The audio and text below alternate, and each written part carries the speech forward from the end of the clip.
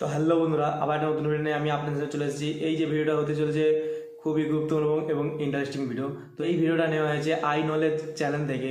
তো ওই চ্যানেলটিকে সাবস্ক্রাইব করে দেবেন। আজকে যে ভিডিওটা হতে চলেছে, যেই ঘরে বিড়ালের বাচ্চা জন্ম দেয় তো সেই ঘরে কি হয়ে থাকে এই সম্পর্কে জানবো। তো ওই যে ঘটনাটা তুলে ধরা হয়েছে এক মহিলাকে নিয়ে, তো সেই সম্পর্কে ভিডিওটা দেখবো। এই ঘরে বিড়ালের বাচ্চা জন্ম হয়, সেই ঘরে কি কি হয়ে থাকে, সেই ঘরে দোয়া কি বদদোয়া পড়ে, তো সেই সম্পর্কে আলোচনা করতে চলেছি। চলুন বন্ধুরা, ভিডিওটা দেখা যাক। সেই মহিলাটি জানিয়েছে, আমার নাম শারবত আর আমার সম্পর্ক সিন্ধু প্রদেশ থেকে। আমাদের অঞ্চলে খুব একটা বেশি উন্নতি ছিল না, সেখানে বেশিরভাগ গরিব এবং সাদাসিধে জীবনযাপন করা মানুষে বসবাস করত। পড়াশোনা কম করার জন্য তাদের বড় বড় চাকরিও মিলত না, আর এই জন্য তারা মেহনত মজদুরি করে নিজের পেটকে চালাতো। শারবত জানিয়েছে, আমার বাবা শহরে গিয়ে পড়াশোনা করেছিলেন আর সেখানেই তার চাকরিও জুটে গিয়েছিল। বাবা সেই সময় বিবাহ নিজের ইচ্ছে অনুযায়ী করেছিলেন, যেখানে আবার আমার বাপ দাদাদের এখানে বিবাহ করার জন্য অন্য বংশের সঙ্গে রীতি রেওয়াজও ছিল না। আমার মায়ের গ্রামে বসবাস করা পছন্দ ছিল না, আর এই জন্য তারা শহরে থেকে গিয়েছিল। কিন্তু আমার বাবা যখন গ্রামে আসতেন তখন আমাকেও সঙ্গে করে নিয়ে আসতেন, কেননা আমার দাদা দাদি আমার জন্য খুবই অপেক্ষা করে থাকতেন। আর আমি সেই সময় ছোট ছিলাম, সেই জন্য শখ করে গ্রামেও চলে আসতাম। কিন্তু এখন বড় হয়ে যাওয়ার পরও আমার সেই আগের মতো গ্রামের সঙ্গে সম্পর্ক জুড়েই ছিল। আমি বাবার সঙ্গে আসতাম আর এখানে দাদা দাদিদের সঙ্গে এক সপ্তাহ মতো থেকে যেতাম। একবার বাবা শহরে ফিরে যাচ্ছিলেন, ঠিক তখন ওই দাদা দাদি আমাকে তাদের কাছেই আটকে নিলেন। আর আমার দাদার নাম গ্রামের বড় জমিদারদের মধ্যে ছিল।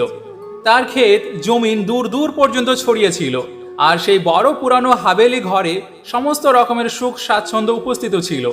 এমনিতে তো আমি এখানে খুবই খুশিতেই ছিলাম, কিন্তু গ্রামে উপস্থিত থাকা মানুষদের কিছু আশ্চর্য অদ্ভুত ঘটনা আমাকে পেরেশান করে তুলতো। এখানকার মানুষেরা পড়ালেখা জানতো না, সেই জন্য তারা অনেক সমস্ত মন গড়া কাহিনী বানিয়ে নিত আর নিজে নিজেই আবার সেগুলিকে বিখ্যাত করত। তারপর আবার সেগুলিকে বিশ্বাসও করতে শুরু করত। তো আজকাল যে এক দুই মানুষের মুখে একটি কাহিনী ছিল, সেটি ছিল যেই ঘরে বিড়ালে বাচ্চা দেয় সেই ঘরের সঙ্গে একটি আশ্চর্য অদ্ভুত ঘটনা ঘটতে লাগে। প্রথমে তো এই ঘটনা আমার একেবারে ফালতু এবং মিথ্যা মনে হয়েছিল, কিন্তু যখন আমি সেই জিনিসকে নিজস্ব চোখে দেখলাম তখন একেবারে হতভম্ব হয়ে গেলাম। শরবত বোন জানিয়েছে, আমি এমন অনেক সমস্ত কাহিনী আগে শুনেছি, কিন্তু এই কাহিনীর উপরে বিশ্বাস করতে একদমই মন করতো না। আমার দাদার হাভেলিতে কাজ করা একটি মেয়ে প্রত্যেক দিন ওই কোনো না কোনো কাহিনীকে নিয়ে আসতো, আর হাভেলির সকল মহিলাকেই মশলা লাগিয়ে খুব ভালো করে শোনাতো, আর তারা প্রত্যেকে চোখ বন্ধ করে সেটিকে বিশ্বাসও করে নিত, কেননা তারা এই শিক্ষাতে অতটা শিক্ষিত ছিল না। কিন্তু আমার সঙ্গে এমনটি ছিল না। আমি তো একজন পড়ালেখা করা মেয়ে ছিলাম, আর আমার বংশের রীতি রেওয়াজকেও খুবই ভালোভাবে জানতাম। এই জন্যই আমি সবার সঙ্গে ভালোবেসে চলাফেরা করতাম, কেননা যে ব্যবহার আমার মা দাদা দাদির সঙ্গে করে গিয়েছে সেটি যেন আমার সঙ্গে পুনরায় না হয়ে যায়। আর এটি কারণ ছিল যে দাদা দাদি এবং আমার ঘরের মানুষেরা আমাকে খুবই ভালোবাসতেন। তো সেই কাহিনীটা কিছু এমনই ছিল যে একটি বিড়াল ছিল যেটি সাদা রঙের ছিল, তার একটি চোখ খয়েরি তো অন্য আরেকটি চোখ নীলাভ ছিল, আর যেই কারণে তাকে দেখতে খুবই সুন্দর লাগতো, আর এই জন্য মানুষজনকে তার দিকে আকর্ষিত করত। তার এই চোখ দুটো দেখার পর মানুষজন আল্লাহর প্রশংসা করতে বাধ্য হতো, কেননা এটি কুদরতের একটি খুব সুন্দর সৃষ্টি ছিল। এই বিড়ালটি প্রত্যেক মানুষের ঘরেই আসা যাওয়া করত, কিন্তু তার আসল ঠিকানা একটি মহিলার ঘর ছিল, যে মহিলাটির নাম ছিল বিলকিস। মেয়েটি খুবই গরিব আর তার অবস্থাও খুবই খারাপ ছিল। তার 5টি বাচ্চা ছিল, আর যারা একটি বিশেষ ধরনের রোগে গ্রস্ত হয়ে গিয়েছিল। তার সেই বাচ্চার একটি উপযুক্ত বয়সে পৌঁছানোর পর আর চলাফেরা করতে পারতো না, আর তারপর তাদের জীবন অন্যের সাহায্যতে অতিবাহিত করতে থাকতো। বিলকিসের বাচ্চারা জন্মের সময় একেবারে সুস্থ এবং সবল ছিল, কিন্তু যেমনই তারা 8 থেকে 10 বছর বয়সে পৌঁছে যেত, তখন হঠাৎ করে না জানি তাদের সঙ্গে কি এমন হয়ে যেত, যেই কারণে তারা চলাফেরা করতে অক্ষম হয়ে পড়তো। এটি খুবই পেরেশান হওয়ার মতো একটি ঘটনা ছিল। যখন তার বড় মেয়ের সঙ্গে এই ঘটনা ঘটল, তখন সে মনে করলো এটি হয়তো আল্লাহ রাব্বুল আলামিনের পক্ষ থেকে একটি পরীক্ষা স্বরূপ এসেছে, আর সেই জন্য তারা চুপ করে থাকলো। এরপর তারা অনেক ডাক্তার আর হাকিমের কাছেও নিয়ে গেল, কিন্তু কেউ তার রোগকে ধরতে পারল না। শেষ পর্যন্ত বিলকিস এবং তার স্বামী মেয়েটিকে এমন অবস্থাতে ছেড়ে দিল। কিন্তু তার ছেলে যখন 8 বছরের হলো, তখন তার সঙ্গেও ঠিক এই একই ঘটনা ঘটলো। তখন তারা দুজনে খুবই ভয় পেয়ে গেল। তারও চিকিৎসা করালো, কিন্তু কোনো কাজে হলো না, আর তাদেরকে এখন আবার চারিদিকে শুধু নিরাশার সম্মুখীন হতে হচ্ছিল। এবার তার নজর তার 3 ছোট বাচ্চার উপরে ছিল, আর তাদের প্রাণ তো শুলির উপরে আটকে গিয়েছিল। তারা কেউ জানতোই না যে যে ঘটনা তার 2 বাচ্চার সঙ্গে হয়ে গিয়েছে সেই একই ঘটনা তার পরবর্তী বাচ্চাদের সঙ্গে হবে কিনা। কিন্তু সেই 3 বাচ্চার বয়স যখন 8 বছর হলো, তখন তারাও বড় ভাই বোনের মতো বিছানাতে পড়ে গেল। তারা চলা তো দূরের কথা, বসতেও পারতো না। তাদের মেরুদণ্ডের হাড়ের হয়তো কোনো সমস্যা হয়ে গিয়েছিল। একবার আমি নিজের দাদির সঙ্গে বিলকিসের ঘরে গেলাম তার অবস্থার কথা জিজ্ঞেস করতে, আর সেই সময় এই দৃশ্যকে দেখে খুবই অবাক হয়ে গেলাম। আর ভাবলাম, এটি কোন এমন বড় রোগ যেখান থেকে একই ঘরের 5 জন মানুষ একেবারের মতো অসুস্থ হয়ে পড়েছে। আমার এই 5টি জ্যান্ত লাশকে দেখে খুবই দুঃখ হলো, আর তার বাবা মায়ের উপরেও খুবই দয়া হচ্ছিল, যারা নিজের সন্তানদের এমন অবস্থা নিজস্ব চোখে দেখছে।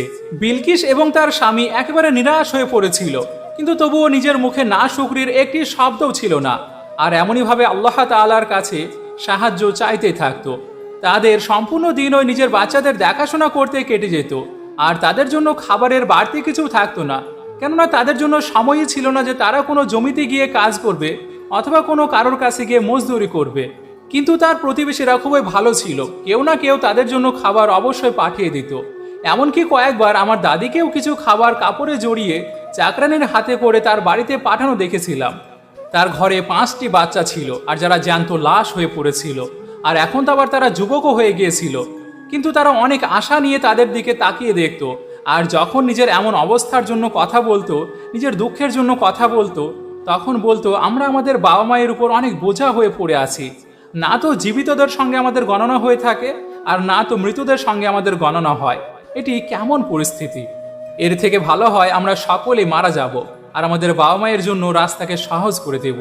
তখন বিলকিস চাচি নিজের মনে মনে খুবই কান্না করত। নিজের বাচ্চাদেরকে বলতো, তোমরা নিরাশ হয়ে যাও, কিন্তু আমি কখনোই আমার রবের কাছ থেকে নিরাশ হব না। আমার রবের উপর সম্পূর্ণ বিশ্বাস আছে। তোমরা আবার পুনরায় সুস্থ হয়ে যাবে, আর তারপর আবার তোমরা এখানে ঘোরাফেরা করবে। তখন বিলকিস চাচির স্বামী বিলকিস চাচিকে নরম চোখে দেখতো, আর আল্লাহ তাআলার কাছে দোয়া করে বলতো, হে আমার রব, আপনি কখনোই বিলকিসের এই বিশ্বাসকে ভঙ্গ করবেন না। যেদিন বিলকিসের এই বিশ্বাস ভেঙে যাবে, সেদিন সে নিজেও ভেঙে পড়বে। একদিন সেই খুব সুন্দর বিড়ালটি বিলকিসের ঘরের দিকে গেল, আর তারপর সে সারাদিন ওই তার ঘরে থাকতে শুরু করলো, কেননা তার পেটে বাচ্চা ছিল। বিলকিস এই বিড়ালটির খুবই খেয়াল করত। তারা খাবারের যেই সামান্য অংশ বাঁচাতে পারত, সেটিকেই তাকে দিয়ে দিত। এই বিড়ালটিও অন্য কোনো সাধারণ বিড়ালের মতো ছিল না। এ একদম ওই বিরক্ত করতো না, আর এই জন্য তাকে সবাই ভালোবাসত। একদিন সেই বিড়ালটি 3টি সাদা রঙের বাচ্চার জন্ম দিল, আর সেই দিন কুদরতি করিশ্মাতে বিলকিসের ছোট বাচ্চা উঠে বসে গেল। আর এই কথা বিলকিস এবং তার স্বামীর জন্য খুবই বড় একটি কথা ছিল, কেননা তারা যে প্রত্যেক জায়গা থেকে নিরাশ হয়ে ফিরে আসছিল, আর সেখানে তাদের এই ছেলে হঠাৎ করে উঠে বসতে পারছে। এরপর বিলকিসের স্বামী নিজের ছেলেকে সাহায্য দিয়ে খাড়া করালো, আর তারপর সে আপন মনে চলতে থাকলো। আর এমনটি দেখে দুজন স্বামী স্ত্রী সাজদাতে পড়ে গেল, আর নিজের রবের শুকরিয়া আদায় করতে থাকলো, কেননা সম্পূর্ণ 10 বছর পর তাদের ছেলে হাঁটতে পারছে।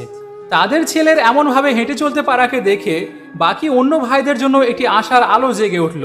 তারা ভাবলো, যদি আমাদের ভাই চলতে পারে, তাহলে আমরাও কখনো না কখনো অবশ্যই চলতে শুরু করব। এরপর বিলকিসের ঘরে সমস্ত গ্রামবাসীরা জমা হতে লাগলো। সকলে আশ্চর্য অদ্ভুত মন নিয়ে বিলকিসের ঘরকে দেখতে যেত, আর এই সময়ে যাওয়া আসা করতে মানুষের নজর বিড়ালের সেই খুব সুন্দর সুন্দর বাচ্চাগুলোর উপরে পড়তো, আর সবাই খুবই ভালো করে খেয়াল করত। এরপর থেকে বিলকিসের সেই সুস্থ ছেলেটিও নিজের ভাই বোনদের টুকটাক কাজগুলোকে করতে থাকলো, কিন্তু তাদের বাবা মা তাকে কাজ করতে বারণ করত।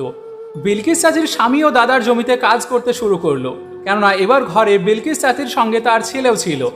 বিলকিস চাচির যেই ছেলে ছিল, যেই ছেলে সুস্থ হয়ে গিয়েছিল, তারা তার সঙ্গে জমিতে কষ্টের কাজ করাতেই চাইতো না, কেননা অনেক বছর পর সে রোগ থেকে মুক্ত হয়েছে। সেই জন্য আবারও কাজ করতে গিয়ে যেন পুনরায় রোগী না হয়ে যায়, এমনটি ভাবত। এমনইভাবে 6 মাস অতিক্রম হয়ে গেল, আর সেই সাদা বিড়ালটি আবারও ঠিক রাত্রিবেলাতে আরও 4টি বাচ্চাকে জন্ম দিল। বিলকিস চাচি খুবই নরম মনের মানুষ ছিলেন। তিনি চাইতেন যে আমার এই নেকি করার জন্য যেন আল্লাহ তাআলা আমাকে কবুল করে নেন, আর আমার এই পরীক্ষা থেকে আমাকে মুক্ত করে দেন। সেই জন্য তিনি এই বিড়ালটিকে খুবই ভালোবাসতেন। বিলকিস চাচি এই ছোট ছোট মাসুম বিড়ালের বাচ্চাগুলোর উপরে কাপড় দিয়ে ঢেকে দিচ্ছিলেন, কেননা শীত খুবই বেশি পড়ছিল। আর তখনই তার ছোট মেয়ে কাঁদতে শুরু করলো, আর কাঁদতে কাঁদতে হঠাৎ করে উঠে বসলো। বিলকিস চাচি এমন অবস্থাকে দেখে একেবারে খুশিতে আত্মহারা হয়ে গেল। আর বিলকিস চাচির স্বামীও ভয়ে ঘুম থেকে জেগে উঠল। তারপর যখন সেও নিজের মেয়েকে বসে থাকতে দেখল, তখন তার চোখ থেকেও আর খুশির অশ্রু থামছিলই না। যখন বিলকিস চাচির স্বামী বিড়ালের বাচ্চা এবং নিজের মেয়েকে দেখছিল, তখন ভাবনাতে পড়ে গেল আর বলল, বিলকিস, তুমি কি একটি কথাকে চিন্তা করে দেখেছো? যেই দিন এই বিড়ালটি প্রথম বাচ্চার জন্ম দিয়েছিল, তখন আমাদের এই ছোট ছেলে সুস্থ হয়ে গিয়েছিল। আর আজকে যখন দ্বিতীয়বার বাচ্চা জন্ম দিল, তখন আমাদের মেয়েও চলতে ফিরতে শুরু করেছে। এটা কি কোনো মিরাকেল, না তার সঙ্গে জড়িত কোনো ঘটনা? কোথাও এমনটি নয় তো এই বিড়াল আমাদের জন্য সাহায্যকারী হয়ে এসেছে? এই বিড়ালের বাচ্চার আমাদের জন্য সুখবর নিয়ে আসে? স্বামীর এমন কথাতে বিলকিসও এবার চমকে উঠল আর বিড়ালের বাচ্চার দিকে খুবই ভালো করে খেয়াল করতে লাগলো, কেননা তাকে এই বিড়াল কোনো সাধারণ বিড়াল মনে হচ্ছিল না। বিলকিস চাচি এবার খুবই খুশি হলেন আর তারপর এই বিড়ালের আরো ভালো করে যত্ন করতে শুরু করলেন, কেননা এবার তার ভয় হচ্ছিল এই বিড়াল তাদের ঘরকে ছেড়ে দিয়ে যেন অন্য কোথাও না চলে যায়। এরপর এই কথা সম্পূর্ণ গ্রামে জঙ্গলের আগুনের মতো ছড়িয়ে পড়ল যে সেই সাদা বিড়াল যখন যখন বাচ্চার জন্ম দেয়, তখন তখন বিলকিসের ঘরের কোনো এক মানুষ ঠিক হয়ে যায় আর সে চলতে ফিরতে শুরু করে। অবশ্যই এই বিড়ালের ভিতরে কোনো বিশেষ কথা লুকিয়ে আছে। এ কোনো বিড়াল নয়, বরং কোনো ফেরেশতা হবে যে রূপ পরিবর্তন করে এদেরকে সাহায্য করার জন্য এসে থাকে। এমনইভাবে নানান ধরনের কাহিনী, নানান ধরনের কথা মানুষের মুখে মুখে উচ্চারিত হতে থাকলো। আর হাভেলির মানুষেরাও এবার সেই বিড়ালটিকে দেখতে চাইছিল। এবার সবাই এটিই চাইতে থাকলো যে সেই বিড়ালটি আমার ঘরে চলে আসুক আর আমাদেরও কোনো না কোনো গায়েবে সাহায্য হয়ে যাক। এরপর যখন দাদি এবং তার বউরা বিলকিস চাচির ঘরে আসলো, তখন তাকে দেখে খুবই হয়রান হয়ে গেল, কেননা সেই বিড়ালটি সত্যিই খুবই সুন্দর ছিল। কিন্তু এইবার যখন সেই বিড়ালটি বাচ্চা দিল, তখন বিলকিসের মেয়েটি মারা গেল। সেই দিন বিলকিস চাচি বাকি দুই বাচ্চার দিকে দেখলো যাদের চেহারাতে ভয় জমে গিয়েছিল। এবার সেই বিড়ালকে ভয় পাচ্ছিল, যদিও যাকে ভয় পাবার তাকে ভয় পাচ্ছিল না। বিলকিস এরপর ঘরে আসলো আর সেই বিড়ালটিকে নিজের ঘর থেকে বাইরে বের করে দিয়ে ঘরের দরজাকে বন্ধ করে দিল। সেই বিলকিস চাচি ছিল যে কোনো এক সময় বিড়ালকে মূল্যবান জিনিসের মতো আগলে রাখত। কিন্তু যখন সে বিড়ালকে ঘর থেকে বের করে দিল, তখন তার মুখে পুনরায় আল্লাহ আল্লাহ শব্দ ছিল। বেশক আল্লাহ তাআলা নিজের বান্দাকে চারিদিক থেকে সাহায্য করার চেষ্টা করেন। আল্লাহ তাআলা বিলকিস এবং তার স্বামীর ধৈর্যকে খুবই পছন্দ হলো, কেননা তারা আল্লাহর নাশশুকরি করে আল্লাহকে নারাজ করেননি। আর তারা নিজের পরীক্ষাতে সম্পূর্ণভাবে পাশ করতে যাচ্ছিল। আর যখন আল্লাহ তাআলা তাদের সাহায্য করতে যাচ্ছিলেন, তাদেরকে মুক্তি দিতে চাচ্ছিলেন, তখনই তারা গোমরা হয়ে গেল। আর যার উপরে বিশ্বাস রাখা প্রয়োজন ছিল, যার শুকরিয়া আদায় করার দরকার ছিল, তাকেই ভুলে বসলো। তখন আল্লাহ রাব্বুল আলামিনও রাগান্বিত হয়ে গেলেন আর বিলকিসের চোখকেও খুলে দিলেন।